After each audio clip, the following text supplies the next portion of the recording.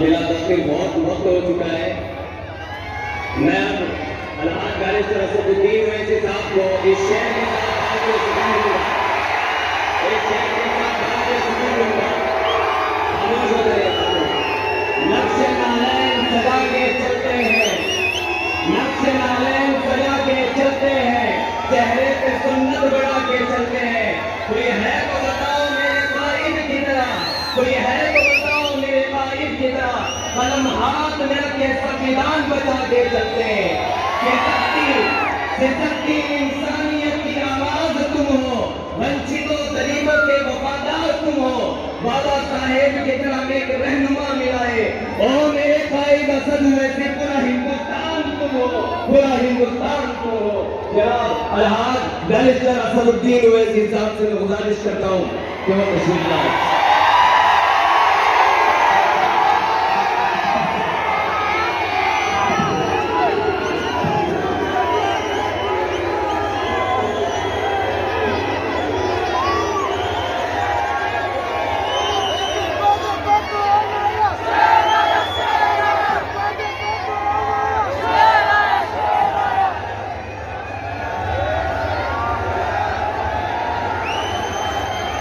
बिस्मिल्लाहिर्रहमानिर्रहीम। अस्सलामु अलैकुम वरहमतुल्लाहि वबरकातुहू। मुअज़्ज़िज़ हाज़िरीन इकराम, बुज़ुर्गाने कौम और मिल्लत, मेरी इज़्ज़तदार माँ और बहनों, गयूर नौजवान साथियों, मेरे तमाम मजलिसी रुफ़ा नसीम को तशरीफ फरमा मोहतरम जनाब फजल गनवान शाब्दी साहब, हाजी मकबूल शाब्दी साहब, अज़हर अलकरी साहब, मोहतरमा वहीदा आपा रुकने बल्दिया, जनाब नसीम खलीफा साहब, गाजी जागीरदार साहब और मेरठ से जो मजलिस इत्तेहादुल मुस्लिमीन के उम्मीदवार हैं डॉक्टर महेश कुमार कामले साहब, और अभी कांग्रेस पार्टी से जो उनके सीनियर कायद मजलिस में शामिल हुए हैं जनाब डॉक्टर फरहान साहब, मैं उनका खैर मुक़द्दम करता हूँ, और जनाब बुजुर्ग साहब अनवर सादात साहब और मजलिस इत्तेहादुल मुस्लिमीन के शोलापुर के उम्मीदवार मेरे छोटे भाई जनाब फारूक शाब्दी साहब, मुअज़्ज़िज़ हाज़िरीन इकराम, बुज़ुर्गाने मिल्लत, में आपका शुक्रिया अदा करता हूँ कि आपने अपना कीमती वक्त निकालेगा आज के इस इंतखाबी जलसे में आपने शिरकत की। आपका बेहद शुक्रिया। आज इतनी बड़ी तादाद में आप यहाँ पर आए। मेरे अजीज दोस्तों और बुजुर्गों, मैं आपको ये बताना चाहता हूँ और आपको इस बात की गारंटी देता हूँ कि 20 तारीख के दिन इस विधानसभा की पूरी जनता जनाब फारूक साहब को अपना नया आमदार बनाएगी। तो इंशाअल्लाह मैं इस बात की गारंटी देता हूँ कि 5 साल में शोलापुर की जनता जो विकास के लिए तड़प रही है, शोलापुर की जनता जो महंगाई से पिस रही है, जो शोलापुर की जनता के नौजवान बेरोजगारी का मुकद्दर बनाकर रख दिया गया, जो नौजवान अपनी डिग्री का इम्तिहान भी दे चुके हैं और 1 साल से उनकी डिग्री नहीं मिलती, जो शोलापुर में यहाँ पर जो इंडस्ट्री थी चादर की, जिसको जोग्राफिकल इंडिकेटर भी मिल गया था, इंशाअल्लाह ताला उसको फारूक शादी खुद मेहनत करके उसको रिवाइव करेंगे। मैं आपसे वादा कर रहा हूं कि आज सोलापुर में 6 दिन में एक कप का पानी आपको मिलता है। फारूक दिन रात मेहनत करके इंशाअल्लाह ये सबसे बड़ा मसला, खास तौर से पीने का पानी अगर 6 दिन 8 दिन में मतलब आता है तो सबसे ज्यादा तकलीफ हमारी माँ और बहनों को उठाना पड़ता है। और मैं आपसे वादा कर रहा हूं कि ये जो फ्लाईओवर का काम, एक बच्चा पैदा हुआ, अब उसकी शादी होने वाली है, मगर फ्लाईओवर का काम मुकम्मल नहीं होता। अब लगता है कि उसकी जुमागी के बाद ही वो फ्लाईओवर का काम मुकम्मल होगा। आप शायद मेरी बात समझे नहीं। 20 तारीख के दिन फारूक शादी की शादी आप करेंगे, उनके वालिद बैठे हुए और गलत नहीं समझना, आमदार बनाने का मामला है, क्योंकि फारूक को घर भी जाना है वापस। और जुमागी से मतलब 23 तारीख को जब नतीजा निकलेगा उसके बाद से इंशाअल्लाह ताला वो फ्लाईओवर का काम मुकम्मल हो जाएगा। क्योंकि हम जानते हैं कि सोलापुर में ये 2 देशमुखों में जो दिशुम होने की वजह से फ्लाईओवर का काम मुकम्मल नहीं होगा। आप ये भी जानते हैं कि 10 साल पहले 2014 में नवंबर में ये 2014 में नरेंद्र मोदी यहां पर आए थे और सोलापुर की जनता से वादा किया था कि मैं सोलापुर में भारत की आर्मी के कपड़े यहां पर सिलाऊंगा। मोदी जी, सोलापुर की जनता ये जानना चाहती है कि आपको प्रधानमंत्री बन के 10 साल हो गए, आप बताइए कि क्या आपने सोलापुर के अंदर इंडियन आर्मी के कपड़ों की सिलवाई का काम अब तक क्यों शुरू नहीं किया? चंद दिन पहले मोदी आए थे तो ये सोलापुर की ये तकालीफ का जिक्र नहीं किए। स्मार्ट सिटी एक करप्शन का अड्डा बन चुका है। शहर सोलापुर का शहर स्मार्ट सिटी के नाम पर यहाँ की आवाम तकलीफ उठा रही है। मैं आपको गारंटी दे रहा हूं कि इंशाअल्लाह ताला आप फारूक को यहां से अपना नया आमदार बनाइए। ये तकालीफ को फारूक शादी दूर करेगा। स्मार्ट सिटी का काम कराने के लिए आमदार को भी स्मार्ट होना पड़ता है और जितने भी आमदार थे वो स्मार्ट थे, मगर अपनी जेब के मामले में स्मार्ट थे। फारूक शादी इंशाअल्लाह ताला जो ऐलान किया है कि वो अपनी जो उनको आमदार की तनख्वाह मिलेगी इंशाअल्लाह वो उसको नहीं देंगे, वो गरीबों में या गरीबों के कास के लिए उसको दे देंगे। उन्होंने खवातीन की मजबूती के लिए, उनके एम्पावरमेंट के लिए उन्होंने 4 वादे किए हैं। मुझे यकीन है कि इंशाअल्लाह ताला वो उस वादे को पूरा करेंगे। उन्होंने वादा किया कि सोलापुर में हमारी कई ऐसी गरीब माँ और बहनें हैं जो बीड़ी बनाती है। मेरे भाई, जिनको अल्लाह ने दौलत दी है, तभी तुम उस गरीब माँ के घर को जाओ और उस माँ से कहो कि तुम्हारे हाथ की उंगलियां मुझे दिखाओ।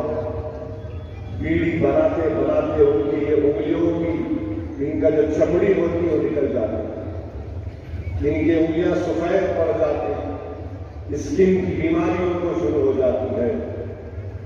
मैं आपसे वादा कर रहा हूं, गारंटी दे रहा हूं, इन गरीब माओं के लिए जिनकी उंगलियों पर बीड़ी बना बनाकर निशान पड़ चुके हैं, फारूक शादी इंशाअल्लाह ताला उन माओं की उन उंगलियों की लाज रखेगा और उनके लिए विधानसभा हुकूमत से लड़ेगा और टकराएगा उनसे। मेरे अजीज दोस्तों और बुजुर्गों, फिर हम ये भी मानते हैं कि बेरोजगारी यहाँ के नौजवानों का एक बहुत बड़ा मसला बन चुका है। आप देखिए कि एक शिवसेना से दो शिवसेना हो गए, दोनों को नौकरी मिल गई। एक शरद पवार, एक एनसीपी से दो एनसीपी हो गए। जीजा का परिवार भी नौकरी पे, भतीजे का भी परिवार नौकरी पे। अब एक कांग्रेस बूढ़ी है, अभी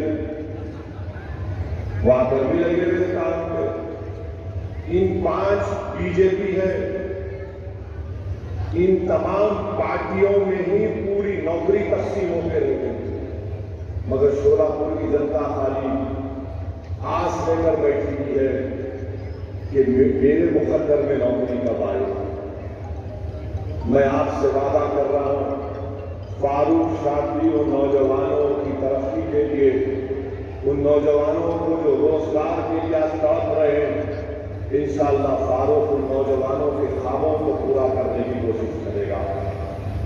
आईटी पार्क का संगे बुनियाद फाउंडेशन स्टोन शरद पवार साहब डाल के चले गए, खाली लगा हुआ है, कुछ काम नहीं हुआ आईटी पार्क के ऊपर।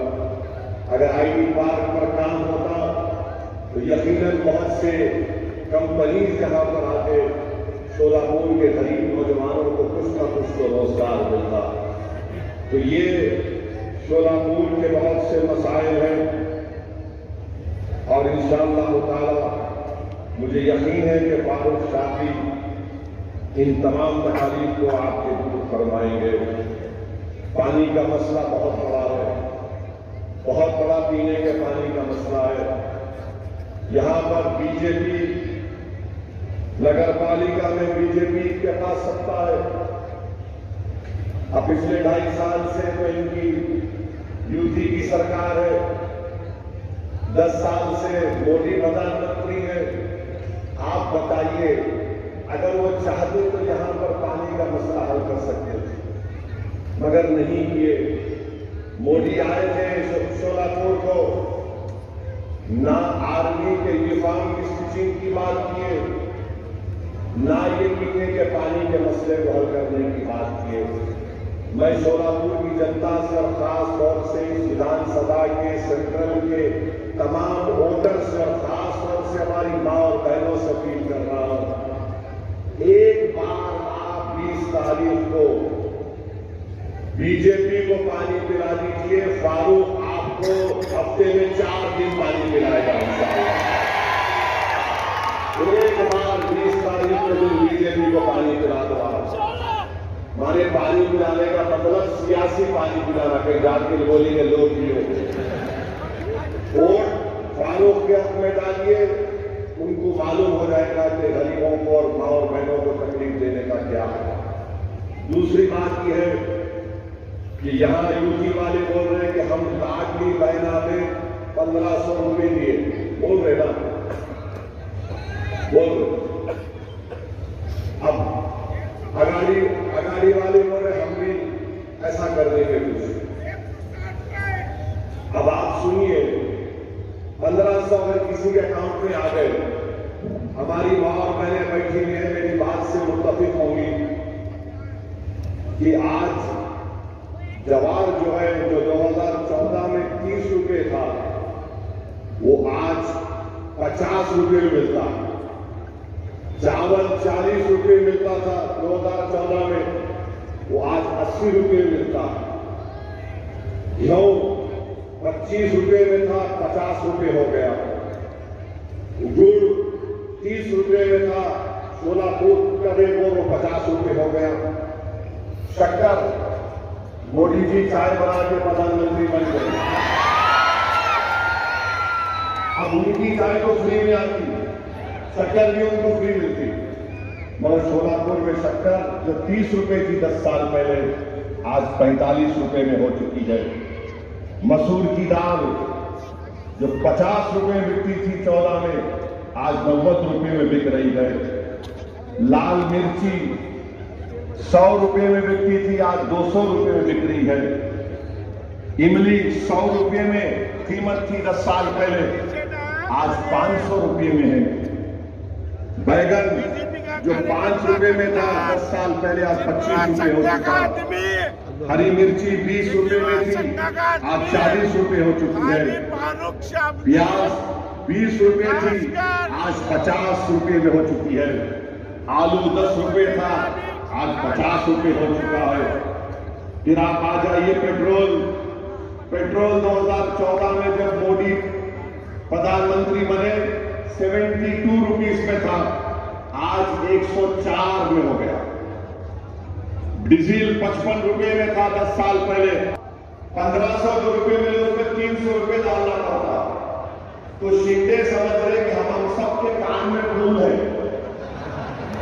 मोदी समझ रहे, अमित शाह बोल रहे लॉन्ड भी करना हमारे साथ है।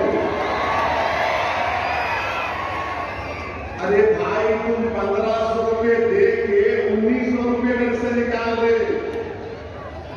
ये बेवकूफ बना रहे हैं महाराष्ट्र की जनता को, खासतौर से हमारी मां बहनों को, गरीबों को। ये रेट जाकर मालूम कर लेना सोलापुर में। अब मेरे को मालूम कल से बीजेपी वाले जाएंगे मार्केट में, ये आलू की कीमत तो बोलना, प्याज की कीमत तो बोलना।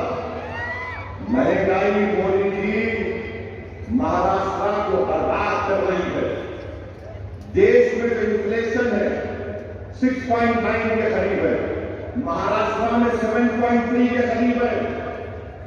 अब ये बोल रहे ये दिए, क्या तुम्हारे बाप का दे रहे, जनता का पैसा दे रहे, मगर तुम कैसा दे रहे?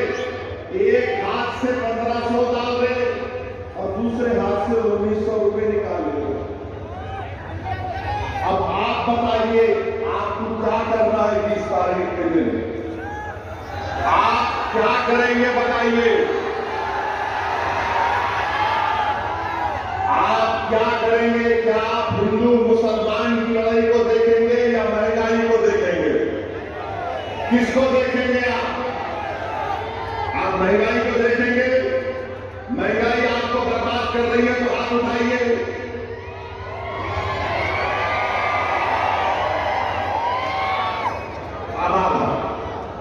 पीने का पानी किसको रोज चाहिए, हाथ उठाइए। अच्छा जो नहीं दिया 10 साल से उसको 20 तारीख को पानी पिलाइए, हाथ उठाइए। अब बस, अब ये मेरा मुकदमा में कायम कर दिया।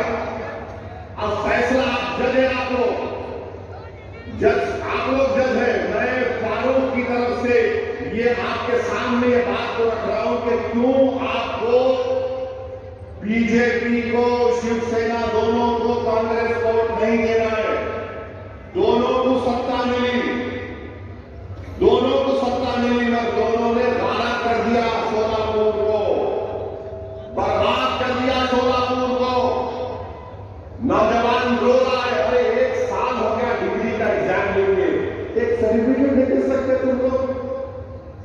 कौन सी सरकार चला रहे हैं लोग? और मोदी जी आके क्या बोलते, इस पे नहीं बात करेंगे। सोलापुर में यहां पर जो चद्दर बनाई जाती है, जोग्राफिकल इंडिकेटर उसके पास है, जीआई टैग। मगर मोदी जी कभी मन की बात में भी नहीं बोले सोलापुर की चद्दर के बारे में। मोदी जी कभी आप बोल देते भाइयों बहनों आज मन की बात सोलापुर की चद्दर के बारे में, मगर नहीं बोले। क्या बोले? आरक्षण के नाम पे बांटा जा रहा है, महंगाई कमर तोड़ रही है, मगर मोदी जी को फिक्र ही नहीं है। यहां पर चादर बनाने की फैक्ट्री खत्म हो गई और मोदी जी माशाल्लाह रोज नए कपड़े पहनते और टिप-टाप। मगर ये सोलापुर की जनता जो यहां पर इनके हाथों में अल्लाह ने फल दिया, बीजेपी ने उस इंडस्ट्री को तबाह बर्बाद कर दिया। ये सोलापुर की जनता को इस पर फैसला करना। और मैं बताना चाह रहा हूं, ये मोदी जी ने कहा कि आरक्षण के नाम पर बांटा जा रहा है। अरे मोदी जी, आप मराठाओं को रिजर्वेशन देने आपने किया था और मराठाओं को रिजर्वेशन देना पड़ेगा आपको। जरांगे पाटिल आपकी नींद हराम कर चुका है, मुझे मालूम, सबकी नींद हराम कर चुका है। दुबला पतला आदमी है, उसकी समाज ने उसको अपना नेता मान लिया। मैं सलाम करता हूं मराठा समाज को कि मुद्दा हक मनाकर देना पड़ेगा, चाहे सरकार किसी की है। आप फारूक को अपना आमदार बनाइए। फारूक जब विधानसभा जाएगा तो मराठा आरक्षण का डिमांड करेगा, लड़ेगा उसके लिए इंशाअल्लाह ताला। और मेरे भाई और अजीज दोस्तों, बुजुर्गों, मेरी मां और बहनों, मैं आपसे अर्ज करने आया हूं कि ये जो फारूक से हटकर जो कैंडिडेट खड़े हैं,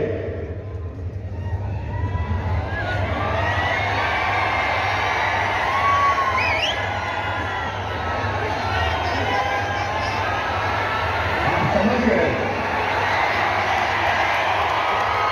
माशाअल्लाह, पूरा समझ गए, पूरा समझ गए। अब समझाने की जरूरत ही नहीं है। तुम्हारी 20 तारीख को फारूक, ये तो बहुत तेज हो गए बाबा।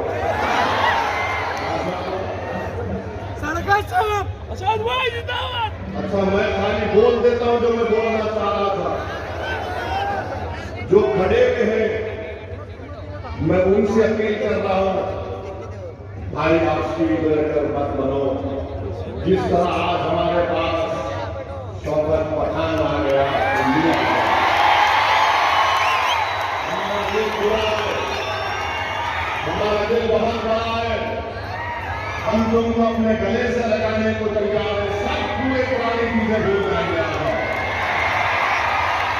देखो ये सोलापुर की जनता, ये सोलापुर के नौजवान, ये हमारी माँ और बहनें फैसला कर चुकी है कि आपकी मां फारूक की बारी है। तो मैं इससे अपील कर रहा हूं, आप भी आ जाओ। क्यों दूर दूर रहते हो? करीब आ जाओ। दिल में अगर मोहब्बत है आ जाओ। नहीं, हमारे को सब साथ से मोहब्बत है, उनसे हमारे को नहीं बनता। अरे मेरे भाई, तुम जब मुझसे मोहब्बत करते हो, मैं भी तुम, ताकि सोलापुर की आवाम मिलकर 20 तारीख के दिन सोलापुर के अच्छे मुस्तकबिल के लिए, यहाँ की तकलीफ को दूर करने के लिए मैं सबसे अपील कर रहा हूं कि आप आगे बढ़िए और फारूक साहब के हक में 20 तारीख के दिन अपना एक वोट इस्तेमाल कर, पता के निशान पर। मशीन में क्या होगा?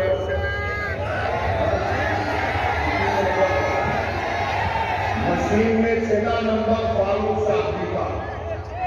तो जब आप अंदर जाएंगे मशीन में, खाली देखना पतंग का निशान क्या तीन आवाज आती है, वो आवाज सुन लेना, बिस्मिल्लाह आगे बढ़ो। मगर आप तमाम वोट डालेंगे या रात में जाके सो जाएंगे, अभी उठेंगे जब उठेंगे। पोलिंग परसेंटेज बढ़ेगा, आप पोलिंग परसेंटेज बढ़ाएंगे।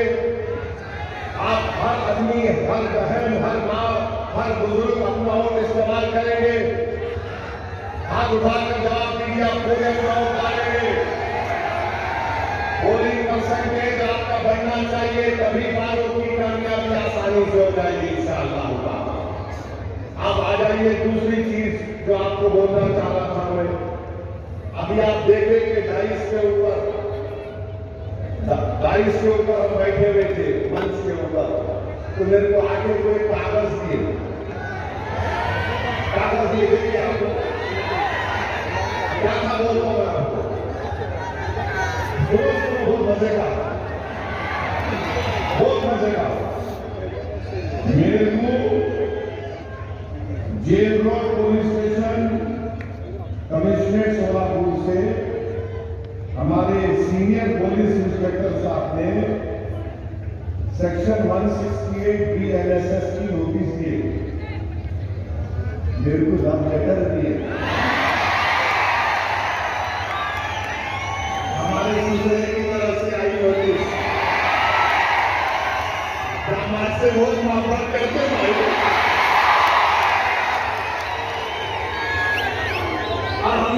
भाईजान है,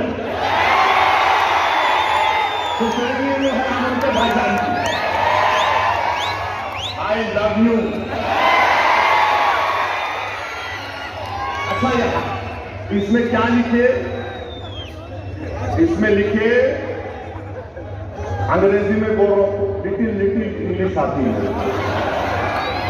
लिखे, please take care not to do any act, comment और statement that may hurt the sentiments of other religious people and persons, and also do not violate the model code of conduct implemented in connection with the General Assembly election 2024. It should be noted that law and order problem will not arise due to any minor reason, and peace should be maintained in addition to this. B की जगह B की आना, आप B आ रही लिखी है। It should be noted that legal की spelling भी गलत है, LEGAL, LEGAL। I'm only correcting you. Legal action taken against you in accordance with the prevailing law, public peace is disturbed and law and order। अच्छा, यह problem की spelling में M खा गया, प्रोब्लेम हो गया है, M आना problem. Arises due to your commenting that will hurt the sentiments of other religious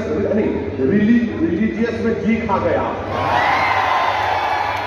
and individuals by ignoring the instruction given by the police. The said notice is given under my proofread. तो मैं क्या किया? हाँ, मैंने बोले भाई को आज किसको भी नहीं आई, खाली भाईजान से मोहब्बत है, दूसरों से नहीं है जी। तो मैं नोटिस ले लिया। सुनो, अभी टाइम कितना है?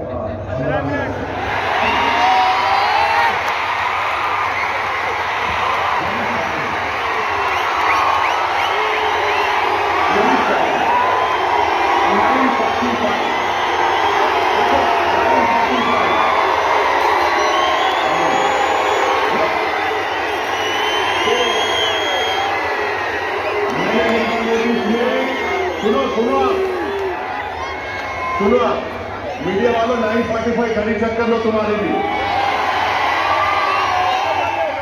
तो मैंने नोटिस में लिखा, फारूक सही बोल रहा था, ऊपर देखो तो नहीं हो रहा।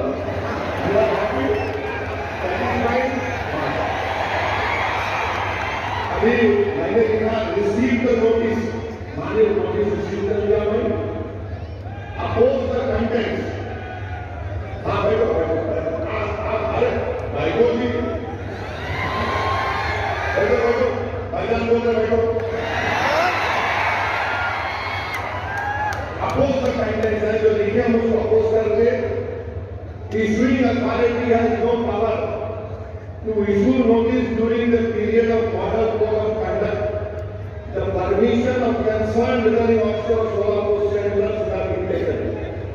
तो मेरे को समझ में नहीं आया कि हजरत पुलिस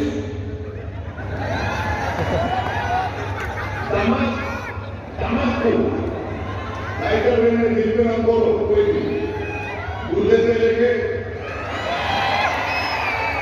रिटर्निंग ऑफिसर परमिशन दिए नहीं मालूम, क्योंकि मॉडल कोड ऑफ कंडक्ट जब इंप्लीमेंट होता तो returning officer controls the police, returning officer police को कंट्रोल करता। खैर मेरे को लाके देखिए, I love them also, no problem.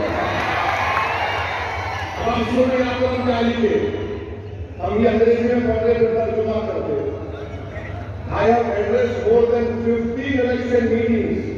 क्या बहुत पावर दे रहे हैं। general election meeting and abided by the MCC. माने मैंने इस इलेक्शन में 15 इलेक्शन इंतखाबी जलसों से खिलाफ किया, MCC को अबाइड किया। फिर मैंने लिखा, it is surprising that the notice has not been issued to the Prime Minister Narendra Modi. Modi को नोटिस नहीं किए, ओवैसी को दिए। 3 दिन पहले मोदी आए थे, मोदी को देना था, नहीं देना था।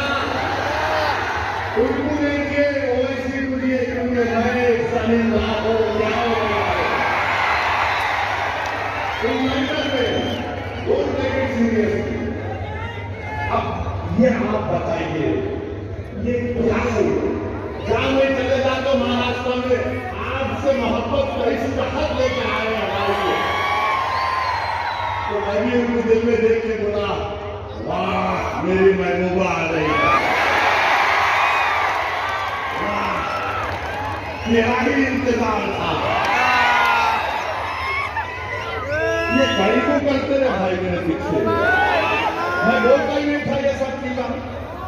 अच्छा बात मेरे को बोलो, वो एक छोटा बच्चा है, मेरे स्टैंडर्ड से वो, मेरी गलती नहीं, मैं लंबा हूं तो हमारा अब्बा की गलती है। तो उनको बोले मैं मस्जिद में घुस के मारता हूं, मुझे समझ में नहीं आया कि ये 168 BNSS की नोटिस उसको नहीं दिए, नहीं दिए ना, नहीं दिए, उसको दिए इसने, उन्हें बोले जाना जो बच्चे जाओ। अच्छा क्या करे, खाली FIR कर लिए, अरे उसको लेके भिजाते दुबई को अंदर, अरे दुबई से बुरा जेल को भी जाते रहे। अब वो डिप्टी CM फडणवीस बोले, क्या बोले, ओ जिहाद धर्मयुद्ध, ये धर्मयुद्ध है इलेक्शन, ये और जिहाद है इलेक्शन। बाबा साहिब अंबेडकर ने संविधान बनाया, तो बाबा साहिब ने संविधान कब बनाया, जिस जमाने में दलित लोग अगर जमीन पर चलते थे तो उनके कमर के सामने झाड़ू होती थी और गले में वो होता था घड़े के जैसा कि अगर थूकना भी है तो उसमें थूको, और जिस जमीन पर तुम चलते हो उसको झाड़ू दो, क्योंकि तुम्हारे पैर इस काबिल नहीं है कि तुम जमीन पर चलो।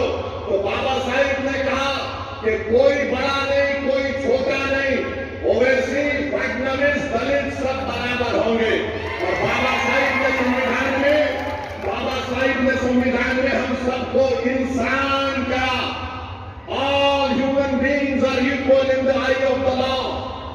और बाबा साहिब ने क्या लिखा संविधान में, लिबर्टी, आजादी, जस्टिस, इंसाफ, फ्रेटर्निटी, भाईचारगी, इसको हमको हासिल करना है। मैं हमारे दलित भाइयों को पैगाम दे रहा हूं आज सोलापुर से कि आओ बाबा साहेब अम्बेडकर के ख्वाबों को पूरा करेंगे, लिबर्टी, जस्टिस, इक्वालिटी, फ्रेटर्निटी को हासिल करेंगे। आपकी तकलीफ असदुद्दीन ओवैसी की तकलीफ है, आपके इंसाफ की लड़ाई हमारे इंसाफ की लड़ाई होगी। इस सोलापुर सेंट्रल में हमको लिबर्टी, इक्वालिटी, फ्रेटर्निटी और जस्टिस को हासिल करना है। जो ख्वाब बाबा साहिब ने देखा था उस ख्वाब को हमको देखना है। मैं हमारे दलित भाइयों को याद दिलाना चाह रहा हूं, जब किसी ने जाकर बाबा साहिब से कहा था, बाबा साहिब हिंदुस्तान की, भारत की लोकसभा में भी इतने दलित MP जीत कर जाते हैं, आप क्यों दलितों की एक आजाद लीडरशिप की बात करते हैं? तो बाबा साहिब अम्बेडकर को सलाम, उन्होंने कहा था कि हाँ रिजर्वेशन की बुनियाद पर जीत कर तो जाते हैं, मगर अपना मुंह उस वक्त खोलते जब उनको अंगड़ाई लेना पड़ता। मैं दलित भाइयों को याद दिला रहा हूं, काशीराम ने ही कहा था, चमचों से बच के रहो, चमचों से बच के रहो। मैं तुमसे भी कह रहा हूं, चमचों से बच के रहो। ये चमचे हमारे मफादात की हिफाजत नहीं करते, बल्कि अपने जाती मफादात को लेकर अपने सियासी आशाओं के कदमों में सर झुका देती है। मैं तुमसे कह रहा हूं, सर मत झुकाओ, सीना कायम कर सोलापुर के विकास के लिए लड़ेंगे हम इंशाअल्लाह ताला। सोलापुर के विकास के लिए हम लड़ेंगे। तो मेरे अजीज दोस्तों और बुजुर्गों, ये चंद गुजारिशात मुझे आप तक कहना था। अब ये डिप्टी CM फडणवीस धर्मयुद्ध वोट जिहाद, उनको तो नोटिस नहीं देते BNSS की, हमको देते। अच्छा हैरत की बात की है, मैं पुलिस वालों को भी बोल रहा हूं, जब ये BNS का कानून पार्लियामेंट में पास हो रहा था, अपोजिशन को सस्पेंड कर दिया गया था, मैं अकेला था, तो वाहिद MP था मैं इम्तियाज जलील के साथ जो इस कानून को कहा था ये गलत इस्तेमाल होगा इसका BNSS का। मैंने कहा था कि मकाले की रूह, ये मकाले अपने खबर में खुश हो रहा था इस कानून को देखकर। मेरी बात सच साबित हो गई कि BNSS एक गलत कानून बनाया गया था, जिसका इस्तेमाल मैंने पार्लियामेंट में कहा था, इसका इस्तेमाल माइनॉरिटीज पर, दलित पर, इंटेलेक्चुअल्स पर होगा जो हुकूमतों के खिलाफ होंगे। मैं मुबारकबाद देता हूं यहाँ की पुलिस को कि मैंने जो पार्लियामेंट में कहा था आपने उसको सच साबित कर दिया। आई thank you from the bottom of my heart. ये गंदा कानून मोदी ने बनाया BNSS का। किसी को भी जाकर 120 दिन का पुलिस कस्टडी किया जा सकता। मेरी स्पीच है YouTube पर, देख लेना आप। मैं उम्मीद करता हूं कि PI साहब मेरे इस भाषण को ये नहीं बोलेंगे कि this will create problem of religion and peace. बहुत अच्छा है। मैं इसको घर को ले जाके जब 18 तारीख को हमारी बीवी से मिलूंगा, हमारी बेगम पूछिए क्या लेके आए, मैं बोलूंगा देखो ये लेके आया हो, ये लेके आया। उसको फ्रेम करके रखूंगा घर में।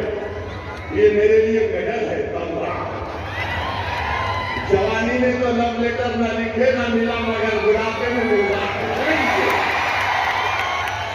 मगर मैं जवान हूं, मेरी दाढ़ी को व्हाइट देख के लोग बोलते हैं व्हाइट हो जाती। बाबू शेर कभी बूढ़ा नहीं होता, याद रखो। अब दूसरे पूछेंगे मजलिस के मुखालिफिन, बंदर बड़ा बंदर कितना भी मुद्दा हो जाओ गुलाटी मारना नहीं बोलता है।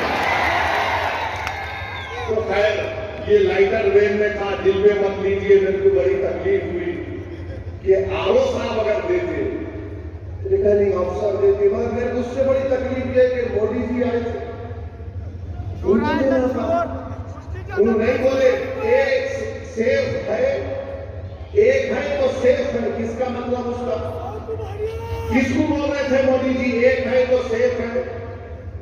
उनको नोटिस नहीं किए, मगर दूल्हे भाई को दे दिए। तो कल आपको यकीन तो हो गया ना कि नोटिस किसको मिलती, बोलने वाले को मिलती। इतना बड़ा जुलूस इम्तियाज जलील निकाले औरंगाबाद से मुंबई तक, 10,000 गाड़ियां थी, एक पत्थर नहीं मारे किसी के ऊपर।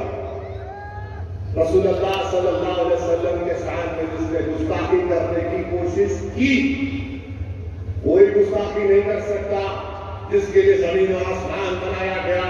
अरे एक नापाक इंसान गुस्ताखी कर सकता है आका की शान में? अगर कोई आसमान की तरफ देखकर थूकेगा तो थूक उसके मुंह पे गिरता है। मगर कोई गड़बड़ नहीं हुई। मगर एक बात मालूम हुई, इम्तियाज जलील ने MP का इलेक्शन सबने मिलकर हरा दिया उसको, मगर इम्तियाज जलील ने अपनी गुलामी का सबूत दिया और बताया कि मैं आका के गुलामों का गुलाम हूं। मैं शुक्रगुजार हूं फारूक साहब के वालिद का कि उन्होंने ऐसे होनहार और गयूर बेटे को पैदा किया, तरबियत दी। यहां पर फारूक साहब ने हर मसले के ऊपर एहतजाज किया, आपने उसका साथ दिया। मैं आपका शुक्रगुजार हूं। कोई भी मसला निकले फारूक साहब भी आगे आया। कोविड का मसला था, फारूक साहब भी आगे बढ़कर गरीबों की मदद किया, मजहब को नहीं देखा। बढ़ाने का स्कॉलरशिप का मसला आया, फारूक साहब ने ये नहीं देखा कि कौन किस समुदाय का है। फारूक साहब ने कहा ये सोलापुर का है, इसका मुस्तकबिल अच्छा होना चाहिए। मैं सोलापुर की जनता से अपील कर रहा हूं, क्या आप 20 तारीख के दिन अपना एक वोट फारूक को देंगे पतंग के निशान पर? आवाज अंदर से निकालो। नहीं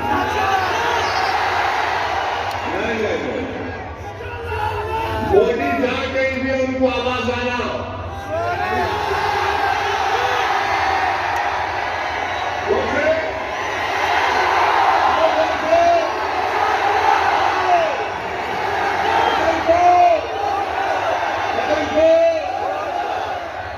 अभी 2 मिनट बाकी है। महंगाई के खिलाफ वोट देंगे आप लोग, महंगाई के खिलाफ वोट देंगे आप लोग। महंगाई के खिलाफ आप किसको वोट देंगे? फारूक को देंगे या बीजेपी को वोट देंगे? महंगाई के जिम्मेदार मोदी है नहीं है बताओ? महंगाई के जिम्मेदार शिंदे और फडणवीस है नहीं बताओ? है तो फिर क्या करेंगे? आप अपने वोट का सौदा तो नहीं करेंगे तो 20 तारीख के दिन क्या नजर आएगा? सोलापुर के घरों के ऊपर क्या नजर आएगा? कतई नजर आएगी ना? तो अपना एक्शन क्या होगा उस दिन? बहुत बहुत शुक्रिया। अस्सलाम वालेकुम। 1 मिनट पहले खत्म कर दिया सर, गलती तो नहीं किया ना। Thank you.